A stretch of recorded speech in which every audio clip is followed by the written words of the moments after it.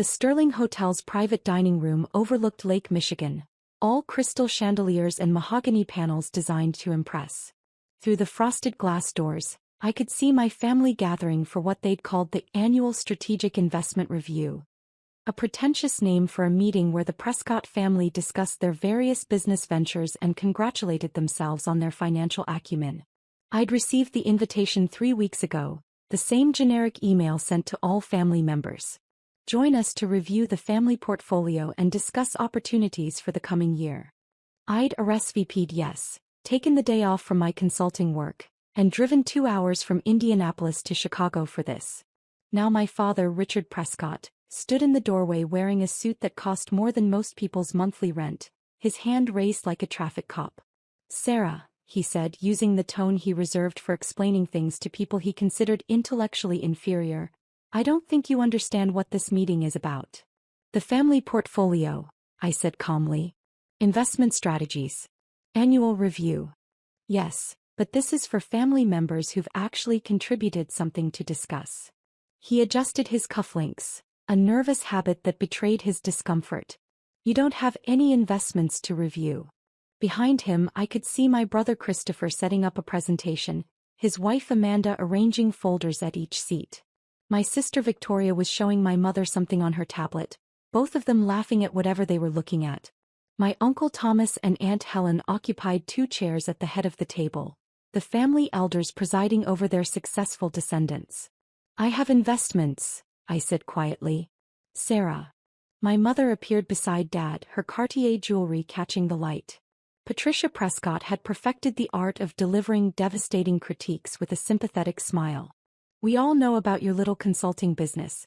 That's very nice, dear. But this meeting is about substantial holdings. Real investments. Your father has his medical device companies, Christopher has the pharmaceutical ventures, Victoria has her biotech startups. This isn't the venue for discussing a small consulting practice." "I'm not here to discuss my consulting work," I said. "Then what exactly would you contribute to this meeting?" Dad asked. "You live in a rental apartment. You drive a 10-year-old Subaru. You work contracts for mid-sized companies doing what? Efficiency reviews? Process optimization." He said these terms like they were quaint hobbies. "That's not the same as building enterprises worth tens of millions of dollars." Through the glass, Christopher was testing his presentation clicker. He'd always loved presentations, loved the performance aspect of business. He caught sight of me in the doorway and frowned, saying something to Amanda that made her look over. "The invitation said this was for all family members," I pointed out. "It is," Mom said gently. "For family members who've achieved a certain level of success. Who have something meaningful to contribute to the discussion. Sarah, you're 34 years old. You have no significant assets, no major investments, no business holdings. You're still living like you're fresh out of college." "I live simply because I choose to," I said. "You live simply because you have to," Dad corrected. "There's a difference between minimalism and inability. We're not trying to be hurtful, Sarah. We're being practical. This meeting involves discussions of multi-million-dollar investments, market strategies, portfolio diversification. It requires a certain level of expertise and experience that you simply don't have." Christopher had come to the door now, joining our parents. At 37 he'd cultivated the look of a successful healthcare executive. Designer glasses, perfectly tailored suit, expensive watch. "Hey Sarah. Maybe this isn't the best use of your time? We're going to be talking about things like FDA approval timelines, clinical trial results, venture capital rounds. Pretty dry stuff if you're not in the industry." "I understand those topics," I said.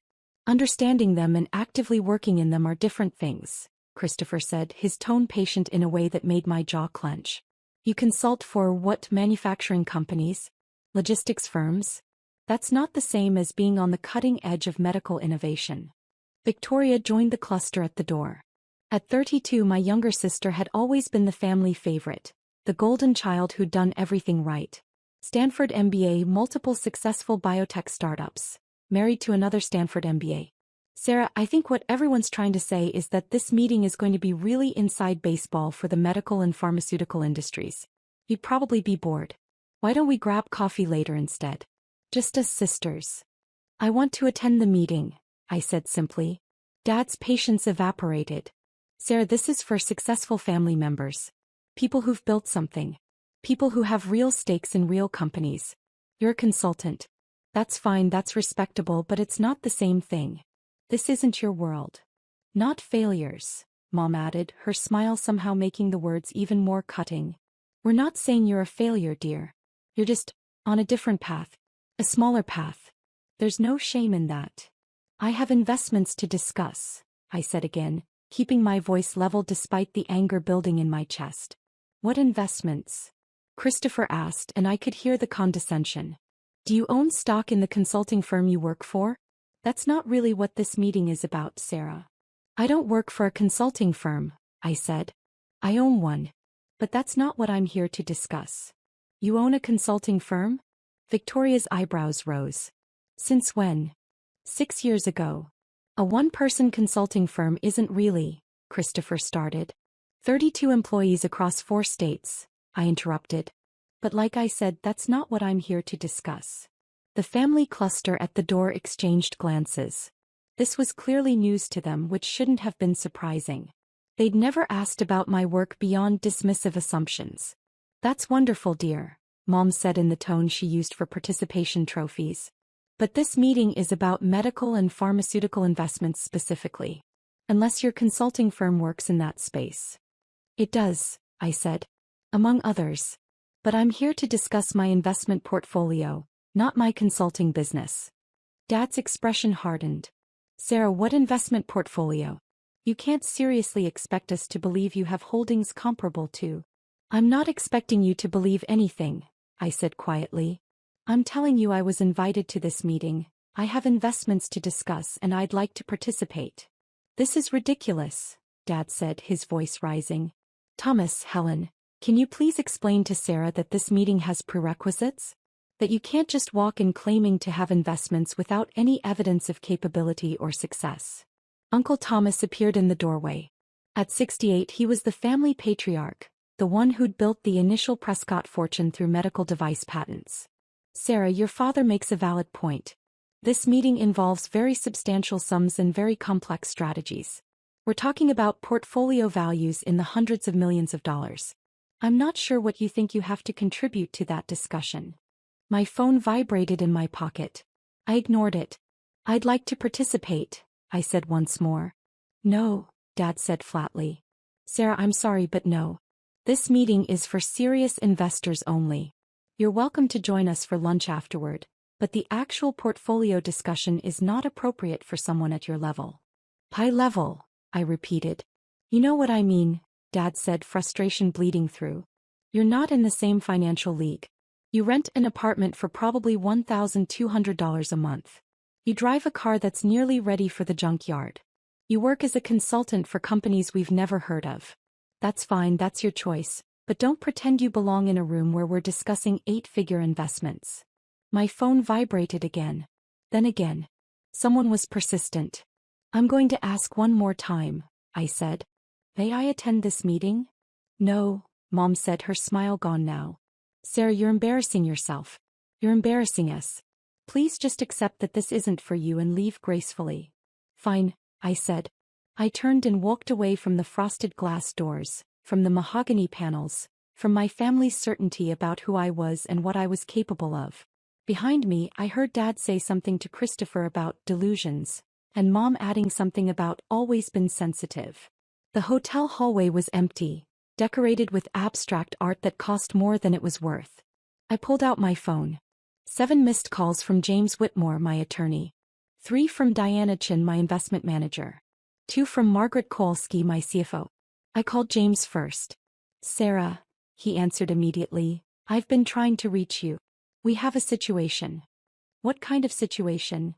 Your family's investment meeting. They don't know your Archway Capital, do they? No, I said. We need to tell them. No. Before they say something or make a decision that can't be walked back. What happened? Richard Prescott just sent out an email announcing a major restructuring of Prescott Medical Devices.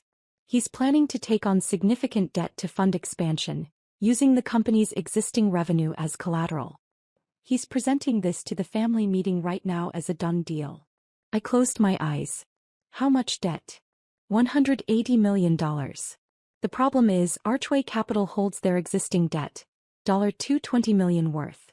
Under the terms of that debt agreement, taking on additional senior debt without noteholder approval constitutes a default event, which would trigger immediate repayment requirements, I finished. Exactly. If Richard announces this restructuring and you're forced to call the debt, Prescott Medical Devices goes into bankruptcy. Your family loses everything. My phone buzzed with an incoming call. Diana Chin. James, hold on. I switched lines. Diana. Please tell me you're stopping this, Diana said without preamble. Christopher Prescott just sent out a press release announcing a merger between his pharmaceutical company and a European competitor.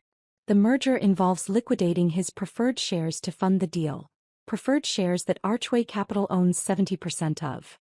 He can't liquidate without majority shareholder approval, I said. I know that. You know that. Christopher apparently doesn't know that. Or he doesn't know Archway Capital is you. Either way, if this goes public, the merger falls apart, his company loses credibility and all shareholders lose money. Including you. How much money? Your position would lose approximately $90 million in value, maybe more. My third line showed Margaret calling. Diana, I need to call you back. I switched lines. Margaret. Victoria Prescott Strand is presenting a biotech investment opportunity to the family meeting, Margaret said, her accountant's voice crisp with concern. She's asking family members to invest $50 million in a clinical trial for a gene therapy treatment. She's describing it as low risk, high reward. And it's not. The trial has a 12% chance of success according to industry standards. It's high risk, potential high reward. But here's the problem. She's positioning this as a family-only opportunity, excluding outside investors. Under SEC regulations, if Archway Capital has information about this investment, which we do because we're a major investor in 3 competing gene therapy companies, and we don't disclose that information when other family members are making investment decisions, we're potentially liable for securities fraud. You're telling me I need to tell them who I am, I said. I'm telling you that this entire meeting is a legal and financial minefield, and the only way out is full disclosure. Immediately. Through the walls, I could hear the murmur of voices from the private dining room. My family, making decisions about investments I'd been funding for years without their knowledge. My family who just turned me away from their meeting because I wasn't successful enough to participate. What's the total exposure if I let this all play out? I asked Margaret. Best case, $200 million in losses across your various holdings. Worst case, $340 million in potential legal liability. Plus your entire family loses everything in the bankruptcies and lawsuits that follow. And if I disclose? Then you control the narrative. You stop the worst decisions before they happen. You protect your investments and theirs. But you also have to tell your family that their disappointing failure of a daughter has been their primary investor for the past 8 years. I laughed, the sound harsh in the empty hallway. When you put it that way. Sarah, I know this is personal, but... It's not personal, I interrupted. It's business. Get James and Diana on a conference line. We're going to crash their meeting. I'll arrange it. 5 minutes. 5 minutes. I ended the call and stared at the abstract art on the wall. A Jackson Pollock reproduction, probably, all chaos and color. Appropriate for the moment. My phone rang again. James with Diana and Margaret on the line. Options. I said.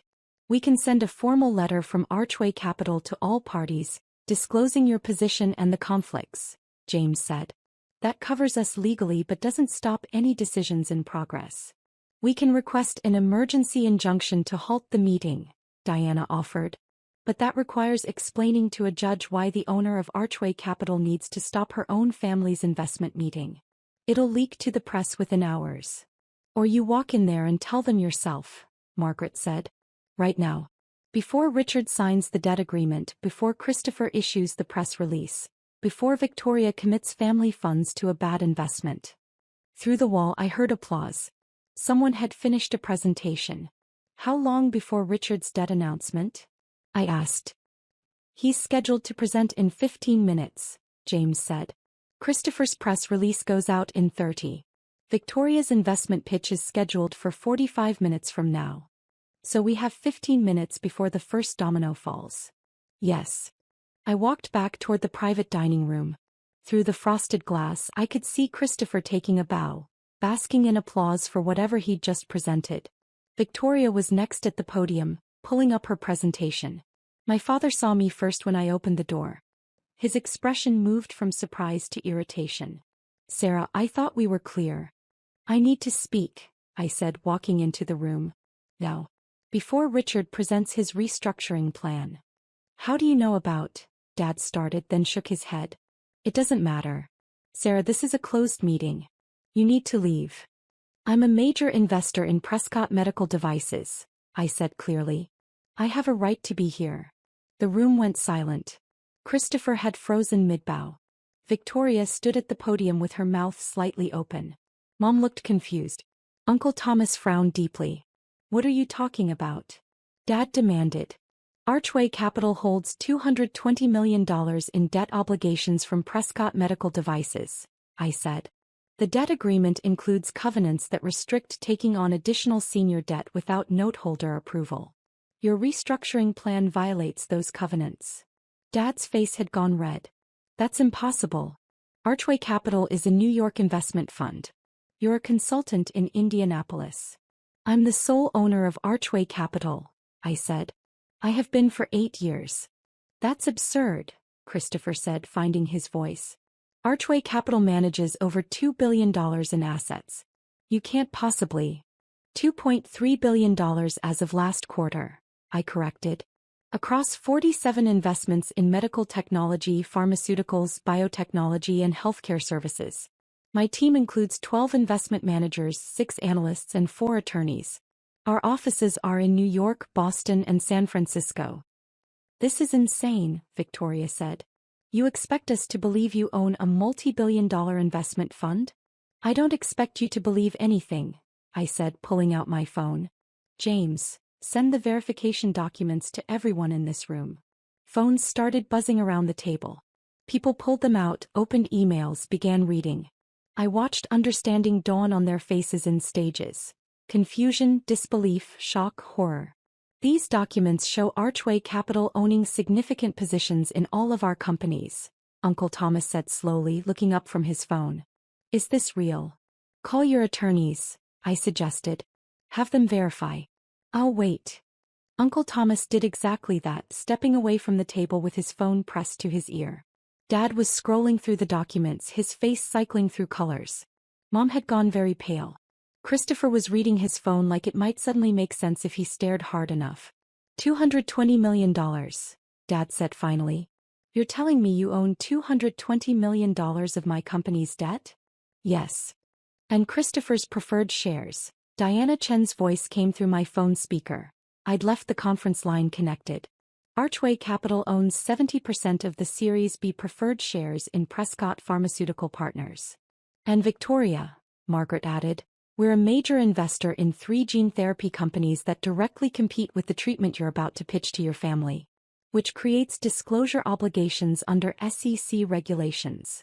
Victoria sat down heavily. You've been investing in my competitors? I've been investing in the most promising gene therapy companies, I corrected. Your company is good, Victoria. But it's not the only good company in the space. Uncle Thomas returned to the table. I just spoke with my attorney. He confirms that Archway Capital is indeed owned by Sarah Prescott. He also confirms that the investment positions outlined in these documents are accurate according to public filings and industry databases. $2.3 billion, Mom said faintly. You manage $2.3 billion? I manage a portfolio worth $2.3 billion, I clarified. My personal net worth is different. But yes, roughly that scale. How? Christopher demanded. How is this possible? You live in a rental apartment. You drive a piece of junk. You work as a consultant. I live in a rental apartment because I travel constantly for work and don't want to maintain a house, I said. I drive a reliable car that I've maintained well because I don't care about impressing people with a luxury vehicle. And yes, I do consulting work. Evaluating companies for potential investment. It's excellent due diligence. 8 years. Dad said, his voice strained. You've been doing this for 8 years and never said anything? I tried, I said quietly. Do you remember Thanksgiving 7 years ago? I mentioned I'd started an investment fund. You laughed and asked if I was investing my birthday money. Christmas 6 years ago, I said I'd made some successful investments in medical technology. You patted my head and told me to be careful not to lose my shirt. The silence was absolute. I stopped trying after that, I continued. I stopped mentioning my work. I stopped correcting your assumptions. I watched you all discuss your successes at family dinners while dismissing my career as cute or quaint. I listened to you explain business concepts to me that I understood better than you did. And I kept investing in your companies because despite everything, you're my family and your businesses are actually good. You let us make fools of ourselves, Mom said, anger breaking through her shock. No, I corrected. You made fools of yourselves by assuming you knew everything about my life without asking a single question. This is vindictive, Dad said. Hiding your success, waiting for this moment. I didn't hide anything, I interrupted.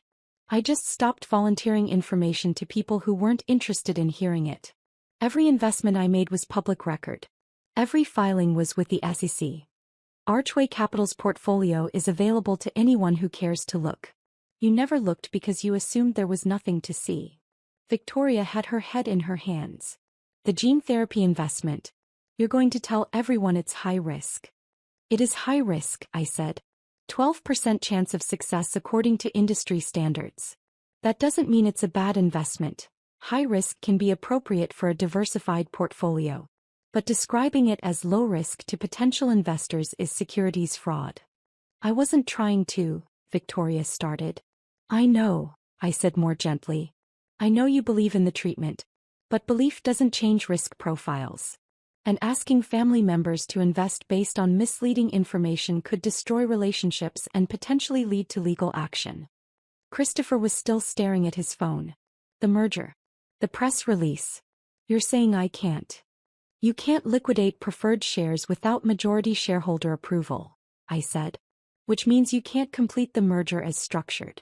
I'm sorry, Christopher. I know you've been working on this for months. But the deal needs to be restructured. How long have you known? He asked, his voice tight. About the merger? 6 weeks. My team analyzed it thoroughly. It's not a bad deal, but the structure is wrong. If you'd known to ask me, I could have helped you fix it before you committed to terms. And my restructuring? Dad asked. You're going to block that too? I'm going to require approval as a note holder, yes, I said. Which I'm willing to give, but only after reviewing the terms carefully. The expansion plan is solid, Dad. Your company is positioned well. But taking on $180 million in senior debt at the proposed terms would put the company at significant risk of default. There are better ways to finance expansion. Better ways you'll dictate, Dad said bitterly. Better ways I'll suggest, I corrected. As the holder of $220 million in existing debt, I have a vested interest in your company's success. I want to help, Dad. I've always wanted to help. You just never wanted my help. Uncle Thomas had been quiet through all of this, reading through documents on his tablet. Now he looked up. Sarah, these filings show you made your first major investment 9 years ago. You were 25 years old. Where did you get the initial capital? By inheritance from Grandpa, I said. The $500,000 he left me when I graduated college. You all told me to invest it conservatively, maybe buy a condo. I invested it in a medical device startup that was looking for angel funding. The company was acquired 3 years later for $47 million. My stake was worth $8.2 million. Grandpa John's money, Mom said slowly. You turned $500,000 into $8 million? That was the first investment, I said. I've made 183 investments since then. 147 were successful, 29 broke even, 7 failed completely. The successful investments included 3 IPOs, 12 acquisitions and ongoing positions in 47 companies. Total return over 9 years. Approximately 4,600%. The numbers hung in the air like smoke. You're telling me, Christopher said, his voice carefully controlled, that our failure of a sister is actually more successful than all of us combined? I'm not in competition with you, I said. I never was. I'm happy for your successes, proud of what you've built. I've invested in your companies because I believe in you, even when you didn't believe in me. But you let us block you from this meeting, Victoria said. You stood at that door and let us tell you that you weren't successful enough to participate. Yes. Why? I considered the question. Because I wanted to see if anyone would defend me. If anyone would say, wait, Sarah might have something valuable to contribute, let's at least hear her out. No one did. That's not fair, Mom protested. Why not? I asked. You've all known me for 34 years. You've watched me graduate magna cum laude from Northwestern. You've seen me build a consulting business. I've mentioned investments, mentioned success, mentioned work. At what point does it become reasonable to assume I might know what I'm talking about? No one had an answer. The question now, I said, is where we go from here. I'm the major investor in most of your companies. I have significant influence over your business decisions. But I don't want to be an adversary. I want to help. Help like you helped today? Dad asked. By humiliating us? I prevented 3 major financial disasters, I said. Your debt restructuring would have triggered a default that could have bankrupted Prescott Medical Devices. Christopher's merger would have collapsed in lawsuits and regulatory problems. Victoria's investment pitch would have exposed the family to securities fraud charges. That's not humiliation, Dad. That's protection. Protection we didn't ask for, he said. No, I agreed. Protection you didn't know you needed because you never asked what I knew or what I could do. Uncle Thomas cleared his throat. I think Sarah has earned a seat at this table. More than earned it. I move that we restructure this meeting to include her full participation, with the understanding that Archway Capital is a major stakeholder in family business decisions going forward. Seconded, Aunt Helen said quietly. She'd been silent through the entire revelation, but now she met my eyes with something that might have been respect. Sarah should have been included from the beginning. We were wrong to exclude her. So we just pretend the last 9 years didn't happen? Christopher asked. We just accept that our little sister is secretly a billionaire and move on? I'm not a billionaire, I said. My fund manages $2.3 billion, but my personal net worth is substantially less. Around $480 million, depending on current valuations. The room absorbed this information with varying expressions of shock. Around $480 million, Victoria repeated. You say it like it's nothing. It's not nothing, I said. But it's also not relevant to whether we can work together as a family. The question isn't how much money I have or how much money you have.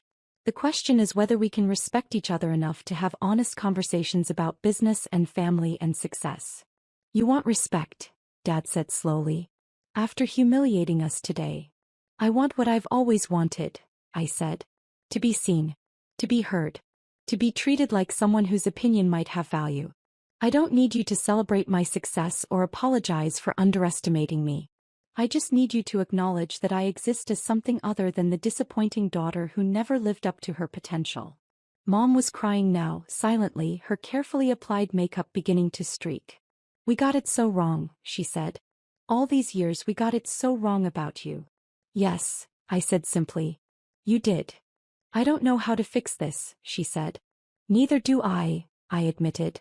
But maybe we start by having the meeting we should have had in the first place. The one where everyone gets to participate, where everyone's contributions are valued, where we work together instead of competing for who's most successful. You'd still participate? Christopher asked. After what we said to you? You're my family, I said. I'm angry, yes. I'm hurt. But I'm also pragmatic. I have $300 million invested across your various companies. If you all fail, I lose money. If you succeed, we all benefit. So yes, I'll participate. If you'll actually listen. Uncle Thomas stood. Then let's start over. Sarah, would you like to present Archway Capital's portfolio and discuss how our investments intersect? I pulled up my presentation on my tablet. The one I'd prepared 3 weeks ago, the one I'd thought I'd give today before my family blocked me from the room. I'd be happy to, I said. For the next 3 hours we worked through the family portfolio with new eyes. I explained the debt covenants on Dad's restructuring and offered alternative financing structures. I walked Christopher through the regulatory requirements for his merger and suggested ways to restructure the deal that protected all shareholders. I provided Victoria with detailed risk analysis on her gene therapy investment and connected her with researchers at competing companies who might be willing to collaborate rather than compete. It wasn't comfortable. There were moments of tension, flashes of anger, periods of uncomfortable silence. But we worked through it, all of us, like a family who'd finally decided to see each other clearly. By the end of the meeting, we'd restructured $400 million in investments, identified $60 million in new opportunities, and prevented 3 major disasters. We'd also scheduled a follow-up meeting for next month, this time with me leading the discussion on portfolio diversification and risk management. As we filed out of the private dining room, Victoria caught my arm. "I'm sorry," she said quietly, "for what I said at the door. For all the times I assumed I knew better than you." "I'm sorry too," I said, "for not trying harder to correct those assumptions." "No," she said firmly. "That's not your responsibility. We should have asked.